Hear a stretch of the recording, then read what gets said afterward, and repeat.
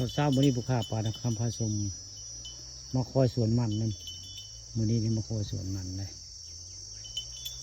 มาคอยสวนมันมาส่งเข้ามาเนาะส่วนสอง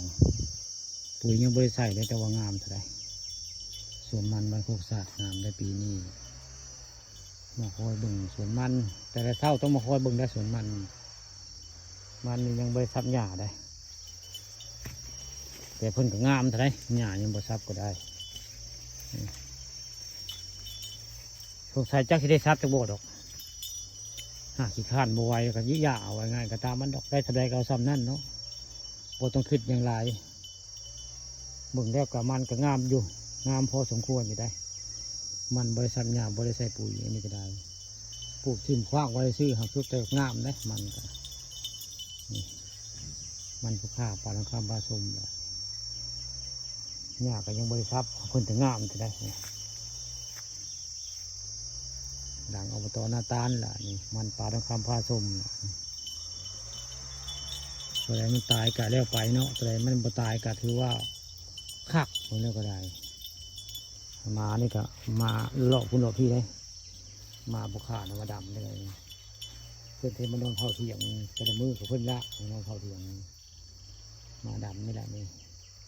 ถ้าเพื่อนตั้งซื้อให้มาโคกได้มีบุคคา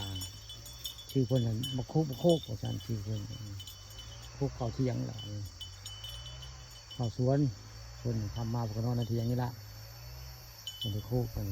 จะดำมันส่วนมันเด็กงามได้ส่วนมันนี่ก็ได้โอ้งามจนใบก้องคนละงามจนใบกูดเลยงามหญ้าเด็กงามได้หญ้านี่ก็คือหญ้านี่คืองามจะได้ทำใบตั้งใจให้มางามเหมือนงามได้หญ้าเนี่ยงามจะมันคุณมุกจะได้อันยอดมันก็ได้ครับนี่แหละส่วนมันบ้านโคกซาดตำบลนาตาลส่วนมันบริษัทหญ้าพ่นถึงงามพิลึกพิลือเท่าไรงามเลยบริตั้งใจไว้ง่ายปุ๋ยก็บริใส่คือแต่งามใส่แต่เดือนสิบปีกายนี่ได้ใส่ปุ๋ยนี่ใส่เดือนสิบปีกายนี่มางามปีนี้ไหมแต่สี่ก็ชอบบริปีกายเล็กน้อยเลยแต่ว่ามาออกกลางปีนี้ปุ๋ยนี่ก็ได้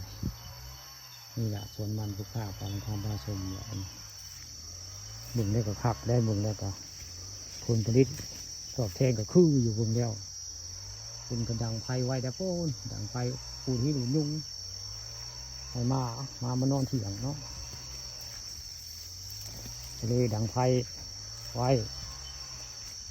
การหิ้งกันยุงมันหลาย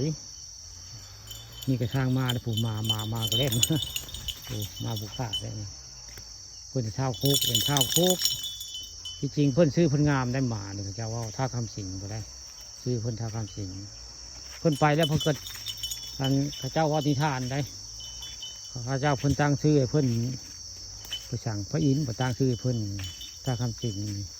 ไปไม่แต่ลืมกลับมา3 เทื่อไปก็ยังชื่อว่าใดมากลับมารอบที่4ตั้งชื่อเพื่อนบักหมาได้เป็นชื่อบักหมาได้คุณมือนี่เนี่ยได้บักหมาคุณมือแล้วเพื่อนมาก็เลยชื่อหมานี่ถึงชื่อมันม้วนได้ท่าคำสิงไปได้ข้าเจ้านิทานว่ามาได้ชื่อเพื่อนท่าคำสิงไปได้ถ้ามาเพื่อนจะจิ้วเป็นมาถ้าเป็นมาถ้าคุณมือนี่เดี๋ยวมาบุคคาเท่าคุกเหมือนเท่าโคกบ่ายนี่แหละมาบุคคาบางคำผสมมาเผาเถียงอะไรสบายปานว่าเพื่อนตอนเช้ามาบุคคาก็มาป้อนเข้าตอนแรงมาก็เอาเข้ามาให้เพื่อนเข้าแต่เถียงนี่แหละเพื่อนความเคลื่อนเนาะเพื่อนเข้าไป